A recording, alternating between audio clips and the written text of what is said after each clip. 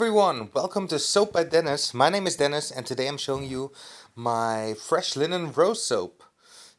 I'm adding my lye solution to my oils. I've got no additives besides sodium lactate, no silk, no nothing. I kept it simple this time.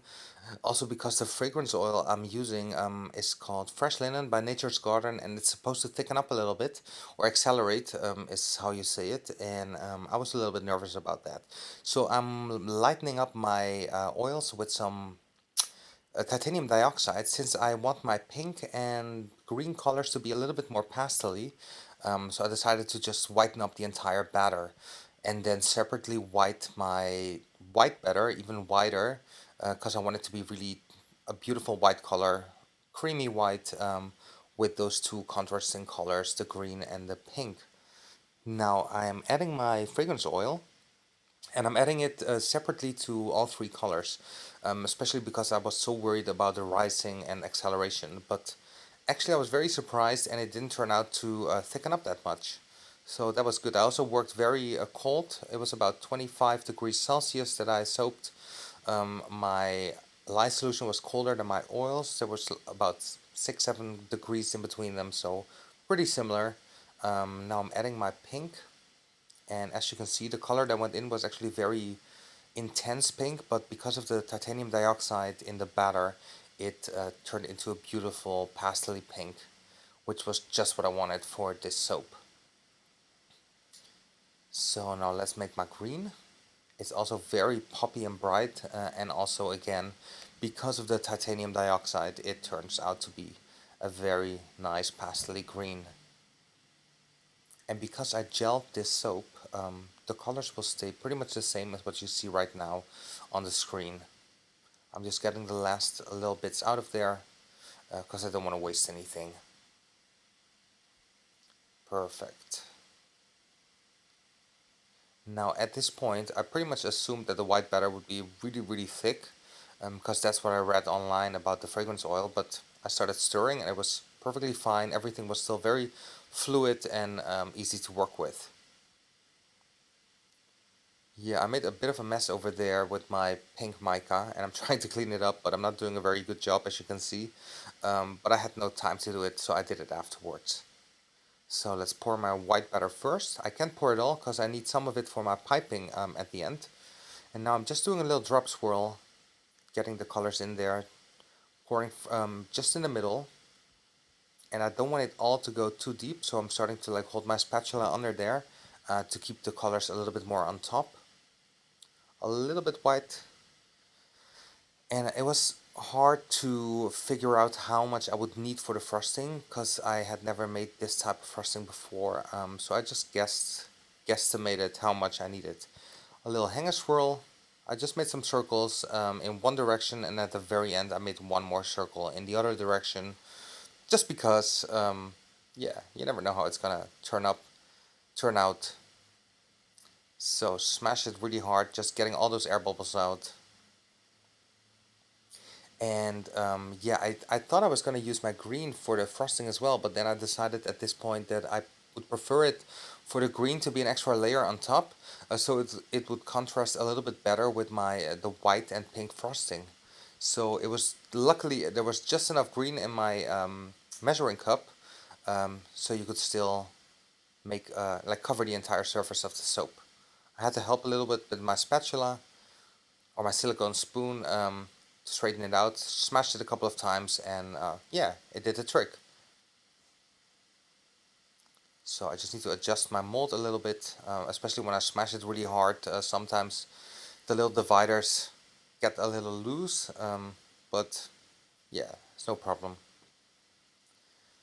So now I'm gonna tidy up a little bit, and then we're gonna move on to the frosting.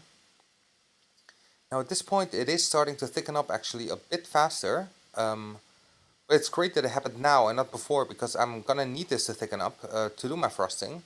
So I check, you saw a little break there. There was been about 10 minutes in between that, and already I found that my batter had thickened up enough for me to start filling my piping bag. I put it into a tall glass and I just filled it up, alternating the colors just to get a little mixed effect, like a duotone frosting with a pink and a white. I'm so excited to use this new tip. I've never ever used it before. That's why you'll see me in a bit testing one flower on the back of my silicone mold, just to see how it comes out, how much pressure I need, especially because I have so little experience with frosting, because I don't really bake. I just buy my cakes and pies, and whenever I do bake, it's just brownies, and I don't need to frost anything, because I'm too lazy for that. But with this soap, I thought I'd make the effort and really give it a good try and try and make it look pretty. So the moment of truth, let's try it out. Now the tip I'm using is the number 1M from Wilton, and it's perfectly big. It's the biggest rose tip they do, I believe. And I don't even think it's called a rose tip, but it's 1M. Now I just did one test and decided, okay, let's just do it on the soap. I don't want to waste too much batter. And literally, this tip does most of the work for you. You just start in the center, go outwards in some circular motions, and that's it. I'm pretty sure it can be even better, but for me this is good enough, and I'm very happy with how it looked. And I actually considered stopping after those 4 roses and just leave it like that. And I think it would have been really nice actually, but I didn't want to waste all my soap, so I decided to just fill up all the empty spaces with little dots of like rose dots or whatever they're called to fill it up. It's just a bit tricky to see because of the camera positioning, but I hope you can still sort of get what I'm doing over there. And as you can tell, I just can't stop, and I'm going on and on. By the way, as you've seen in this video, I'm not wearing long sleeves, and you should probably, well, not probably, you should always wear long sleeves when dealing with soap. I would just recommend it. It was very warm in the house, and I didn't think about it at all until I saw, actually, until I saw the video afterwards, and I was like, oh, it's not a very good look, especially when you're posting these videos on YouTube. But yeah. So I'm using the leftover batter rest stuff to make some extra little flowers, because I let them harden up, and I can use them for other soaps as some topping. So I sprayed it with some rubbing alcohol, and then I C-popped my soap overnight in the oven. Now it's the next morning, and let's cut this baby. I'm so excited. I only waited about 13 hours, but the soap was set up very hard. I mean, not very hard, but hard enough to cut. And so let's have a look inside. Now the first piece never shows you the true design, so I'm gonna show you the next one close up, because that's where it really starts, I think. And there it is. I'm so happy with how the colors turned out. And I actually really don't mind the roses on the top being cut, because of course you can't get the full rose on each bar of soap, but the effect is still very cool, I think, and it works. You can still recognize it as being part of a flower, I guess, and yeah, I'm very, very pleased with this result. It's very different from my other soaps. They were all a little bit bolder, or just a different color choice, I guess. This one turned out to be a little bit more, I don't like to use this term, but like what maybe a lot of people would consider a bit more feminine. Even though I don't really believe in that. I think there's no such thing as the color pink being just for girls or women.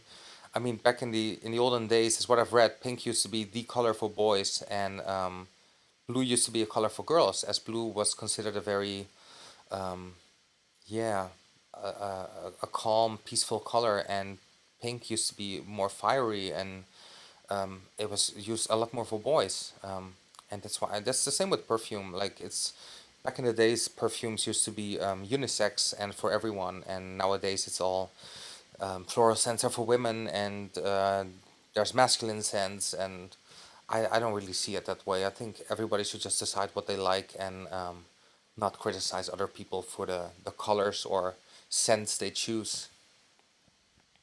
So those are my bars of soap. I'm super pleased with them.